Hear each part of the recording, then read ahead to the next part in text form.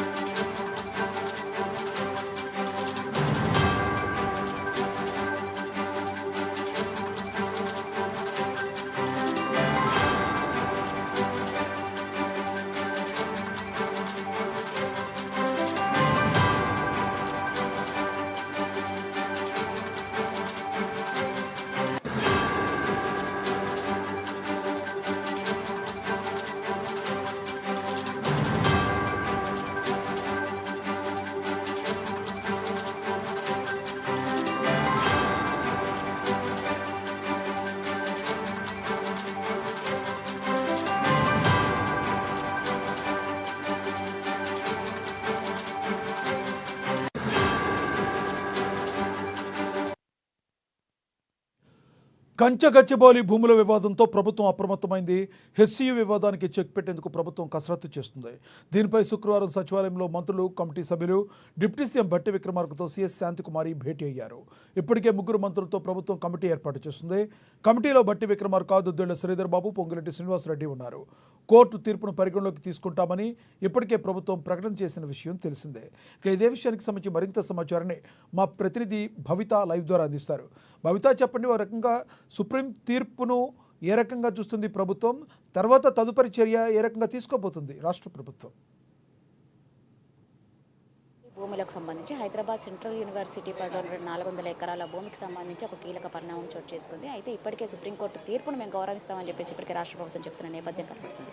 ఈ నేపథ్యంలోనే రాష్ట్ర ప్రభుత్వం ఒక కమిటీని వేసింది. ముగ్గురు సభ్యులతో కూడినటువంటి ఒక కమిటీ వేసింది. అందులో ముఖ్యంగా డిప్యూటీ సీఎం బట్టి విక్రమార్కతో పాటు మంత్రి శ్రీధర్ బాబు, పొంగులేటి శ్రీనివాసరెడ్డితో ముగ్గురు సభ్యులతో కలిసినట్టు ఉన్నటువంటి ఒక కమిటీని వేసింది. అయితే ఈ కమిటీ సభ్యులంతా కూడా ఈ హైదరాబాద్ సెంట్రల్ యూనివర్సిటీకి సంబంధించిన భూముల వ్యవహారం పైన గత కొన్ని రోజులుగా జరుగుతున్నటువంటి వివాదాస్పద వ్యాఖ్యలకు చెక్ పెట్టేందుకే ఈ కమిటీ వేసినట్టుగా తెలుస్తుంది. అయితే నిన్న తాజాగా సుప్రీంకోర్టు కూడా ఈ అంశాన్ని సుమోటోగా స్వీకరించడము, ఖచ్చితంగా అక్కడ జరుగుతున్నటువంటి అభివృద్ధి పనులకు సంబంధించినటువంటి చెట్ల నరికివేత ఖచ్చితంగా వెంటనే నిలిపివేయాలంటూ కూడా కొంచెం సీరియస్గా వార్నింగ్ ఇచ్చింది. అయితే ఈ నేపథ్యంలోనే అక్కడ జరిగినటువంటి పరిణామాలపైన ఖచ్చితంగా పూర్తి బాధ్యత సీఎస్ వహించాలి. ఖచ్చితంగా ఈ నెల 16న ఖచ్చితంగా దానికి సంబంధించిన పూర్తి వివరాలతో కొన్ని నివేదిక సమర్పించాలని చెప్పేసి సీఎస్ని బాధ్యత చేస్తూ సుప్రీంకోర్టు కీలక వ్యాఖ్యలు చేసింది. అయితే ఈ వ్యాఖ్యలన్నింటినీ కూడా రాష్ట్ర ప్రభుత్వము వాళ్ళ పరిధిలోకి తీసుకుంది. ఖచ్చితంగా సుప్రీంకోర్టు నిర్ణయాన్ని కూడా మేము గౌరవిస్తాం, ఖచ్చితంగా న్యాయం గెలుస్తుంది అంటే కూడా వాళ్ళు ఇక్కడ ఉన్నటువంటి కమిటీ సభ్యులు కూడా చెప్తున్న సందర్భం కనబడుతుంది. అయితే ఈ కమిటీకి సంబంధించి ఈరోజు కొద్దిసేపటి క్రితమే డిప్యూటీ సీఎం బట్టి విక్రమార్కతో పాటు సీఎస్ శాంతికుమారి భేటీ అయ్యారు.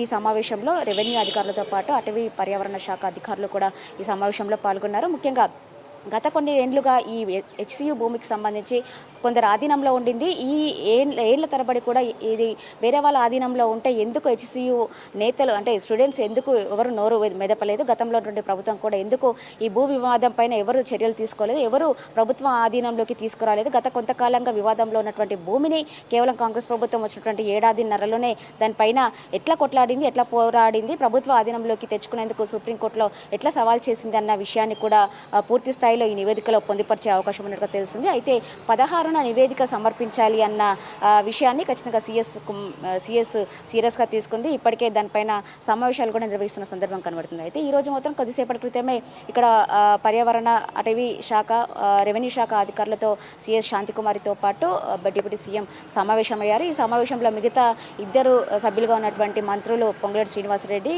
శ్రీధర్ బాబు ఇద్దరు కూడా ప్రస్తుతం ఈరోజైతే హాజరు కాలేదు. కేవలం ఎందుకంటే ఇప్పటికే షెడ్యూల్ ఫిక్స్ అయిన నేపథ్యంలో వాళ్ళు ఆయా నియోజకవర్గాలకు సంబంధించినటువంటి పనులలో బిజీ ఉండటంతో ఈరోజు ఈ సమావేశానికి అయితే హాజరు కాలేదు. అయితే మరి 1-2 రోజుల్లో ఇటు పర్యావరణ వేత్తలతో పాటు విద్యావేత్తలు, హెచ్సియు కమిటీకి సంబంధించి కావచ్చు, అంతేకాకుండా విద్యార్థి సంఘాల నేతలతో కూడా ఈ కమిటీ సమావేశం కానుంది.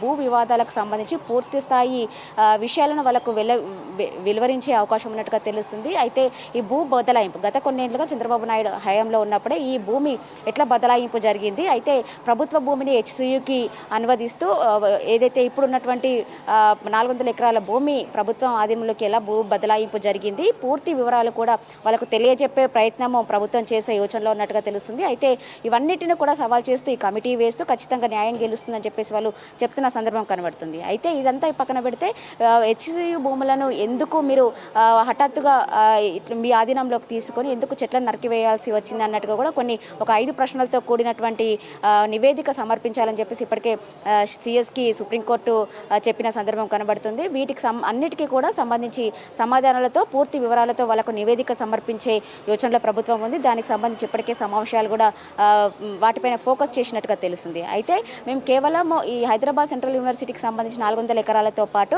ఇంకా సెంట్రల్ యూనివర్సిటీ అంగీకరిస్తే కనుక వాళ్ళ పరిధిలో ఉన్నటువంటి 1600 ఎకరాలు పూర్తిగా 2000 ఎకరాలతో ఒక ఎకో పార్క్ మేము ఏర్పాటు చేయాలని చూస్తున్నాము. అంటే తెలంగాణకే తలమానికంగా ఉండేలా, ప్రపంచానికే తలమానికంగా ఉండేలా ఒక ఎకో పార్క్ ఏర్పాటు చేయాలని చూస్తున్నాము. మేము పర్యావరణానికి ఎక్కడ కూడా ఆటంకం చేసే విధంగా మేము ముందుకు పనిచేయము, ఖచ్చితంగా పర్యావరణానికి మేలు చేసే విధంగానే మేము పనిచేస్తామని చెప్పేసి ప్రభుత్వం ఇప్పటికీ చెప్తున్న నేపథ్యంలో అక్కడ వాళ్ళు అంగీకరిస్తే కనుక 1600 ఎకరాల భూమితో పాటు ఇప్పుడు ఉన్నటువంటి గచ్చిబౌలి సంబంధించిన 400 ఎకరాలు పూర్తి స్థాయిలో 2000 ఎకరాలతో ఒక ఎకో పార్క్ ఏర్పాటు చేస్తామని చెప్పేసి ఇప్పటికే ప్రభుత్వం చెప్తుంది. దీనికి అనుకూలంగా, దీనికి బదలాయింపుగా ఇప్పుడైతే ఫ్యూచర్ సిటీ ఏదైతే నియమిస్తుందో ఫ్యూచర్ సిటీలో కూడా హెచ్సియుకు సంబంధించి భూ కేటాయింపు అన్నట్టుగా కూడా వాళ్ళు కొంతమేరకు నిర్ణయం తీసుకున్నట్టుగా తెలుస్తుంది. అయితే చూడాలి, ఇప్పటికే సుప్రీంకోర్టు వరకు కూడా ఈ అంశం వెళ్ళింది. సుప్రీంకోర్టు సుమోటగా తీసుకుంది. ఇప్పటికే హైకోర్టు కూడా ఖచ్చితంగా అక్కడ చేసినటువంటి పనులను నిలిపివేయాలంటూ కూడా వాళ్ళు తీర్పు ఇచ్చిన నేపథ్యంలో ప్రస్తుతం ఈ సమావేశంలో పాల్గొన్నటువంటి నేతలంతా కూడా కమిటీ సభ్యులు కావచ్చు, ఇతరత్ర పర్యావరణాధికారులు కావచ్చు, విద్యార్థి సంఘాల నేతలు కావచ్చు, మానవ వనరుల సంఘాల నేతలు కావచ్చు, హెచ్ఎండిఏ, జిహెచ్ఎంసి, మిగతా హైడ్రాకి సంబంధించిన వీళ్ళందరూ కూడా ఈ సమావేశంలో ఒక్కొక్కరిగా సమావేశమై పూర్తి వివరాలను వాళ్ళకు వెలువరించి ఆ నివేదికను సుప్రీంకోర్టుకు సమర్పించే ఆలోచనలో ప్రభుత్వం ఉన్నట్టుగా తెలుస్తుంది. Thank you Bhavitha.